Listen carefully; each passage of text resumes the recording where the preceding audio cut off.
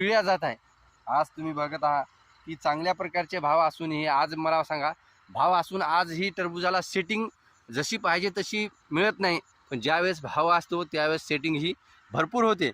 आणि आज बघा तुम्ही काही काही शेतकऱ्याचा 12 टन 15 टन 16 टन 18 टन 20 टनाच्या जवळपास क्वचितच असे शेतकरी आहेत। पण आजही शेतकरी कसे आहेत, लबाड बोलणारे आहेत। कारण शेतकरी कसे आहेत माहिती आहे का, लबाड बोलणारे आहेत। मी असं म्हणू शकत नाही की सगळे शेतकरी तसे आहेत, पण तुम्ही काळानुसार हे करायला पाहिजे। कारण आज एवढा भाव आहे, तुम्हाला 12 टन 15 टन 18 टन 16 टनाच्या वर हे होत नाही। कारण कसं तुम्ही खर्च करायला तुमचं नियोजन राहिलं, पण जे मधमाशी यायला हवी होती त्याप्रमाणे मधमाशी आहे की नाही। आज यावर्षी पाऊस जास्त असल्या कारणाने थंडी जास्त असल्या कारणाने सेटिंग बरोबर झालेली नाही, मागं पुढे झालेली आहे। त्याप्रमाणे जसा माल ज्याप्रमाणे असा माल निघायला पाहिजे होता त्याप्रमाणे माल निघत नाही। आणि शेतकरी म्हणत आहे मला एवढे पैसे व्हायले तेवढे पैसे व्हायले। अरे ठीक आहे, पण एकदाच व्हायले ना, 2-3 वर्ष आपण फेल गेले। आज याच वर्षी तुम्हाला शेतकऱ्याला भाव मोबदला चांगला मिळत आहे। आणि आज हे निसर्ग बघा, सगळीकडे गारा झाला, पाऊस झाला, मोठ्या प्रमाणात शेतकरी हवालदिल झालेला आहे। आज 23 रुपये 24-23.5 रुपये भाव असताना आज अक्षरशः आज कालचा पाऊस पडल्याच्यानंतर 1 रुपये 1.5 रुपये भाव कमी केले। खरंच वरचे भाव थोडे कमी आहेत का?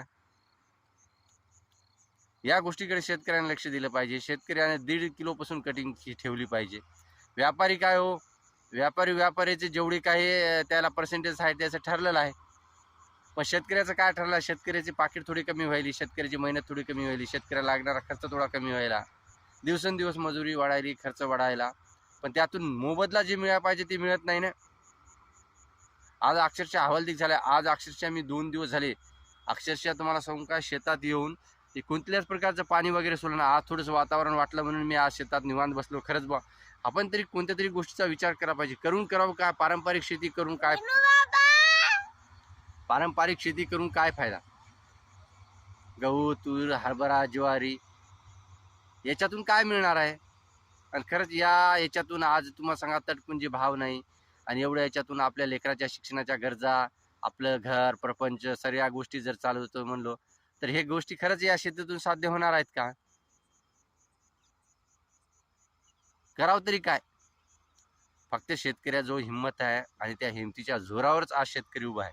खरंच सलाम त्या शेतकऱ्याला की आज या काळ्या मातीतून पिकवण्याची जर धमक कोणात असेल ती फक्त शेतकऱ्यात आहे। अरे कुठलाच राजकारणी नाही, कुठलाच व्यापारी नाही। राजकारणी व्यापारी रणांगण सोडून पळून गेलेले आहेत, पण शेतकरी शेतीसाठी जगला आणि शेतीसाठीच मरणार आहे। जय हिंद, जय महाराष्ट्र।